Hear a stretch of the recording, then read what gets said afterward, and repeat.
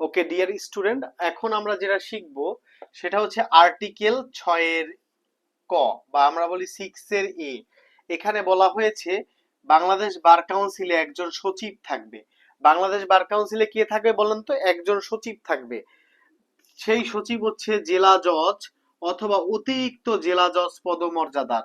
মাথায় রাখবেন, বার কাউন্সিলে বর্তমান সচিব কে? কামাল হোসেন শিকদার, তাই তো?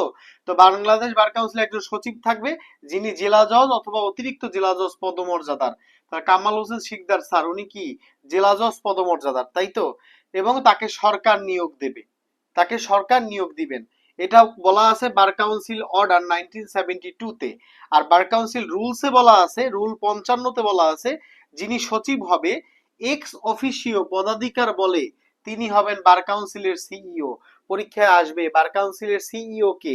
অ্যাটর্নি জেনারেল নাকি সচিব নাকি অন্য ব্যক্তিরা না রাষ্ট্রপতি? উত্তরটা হচ্ছে সচিব। যিনি সচিব হবেন তিনি হচ্ছে বার কাউন্সিলের এক্স অফিসিও পদাধিকার বলে অটোমেটিক্যালি উনি কিন্তু সিইও। এটা বলা আছে রুল 55 তে। এবং রুল 49-এ বলা হয়েছে বাংলাদেশ বার কাউন্সিল ট্রাইব্যুনাল এইখানেরও সচিব তিনি এক্স অফিসিও পোস্টে। অর্থাৎ বাংলাদেশ বার কাউন্সিল ট্রাইব্যুনালের সদস্য বা সচিব কে? বার কাউন্সিলের যিনি সচিব তিনি অটোমেটিকলি বার কাউন্সিল ট্রাইব্যুনালের সচিব এবং তিনি নোটিশ ইস্যু করবে। তবে মাথায় রাখতে হবে অ্যাটর্নি জেনারেল কিন্তু কোনোভাবে বার কাউন্সিল ট্রাইব্যুনালের সদস্য নন। আমি বারবার বলতেছি অ্যাটর্নি জেনারেল কিন্তু বার কাউন্সিল ট্রাইব্যুনালের সদস্য নন। এটা কিন্তু পরীক্ষায় আসবে, টুইস্ট দিবে।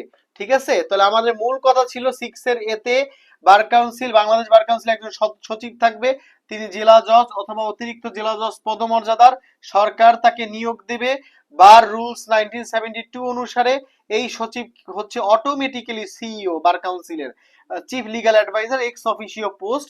এবং এই সচিব অটোমেটিক্যালি বার কাউন্সিল ট্রাইব্যুনালের সচিব এবং তিনি নোটিশ ইস্যু করবেন।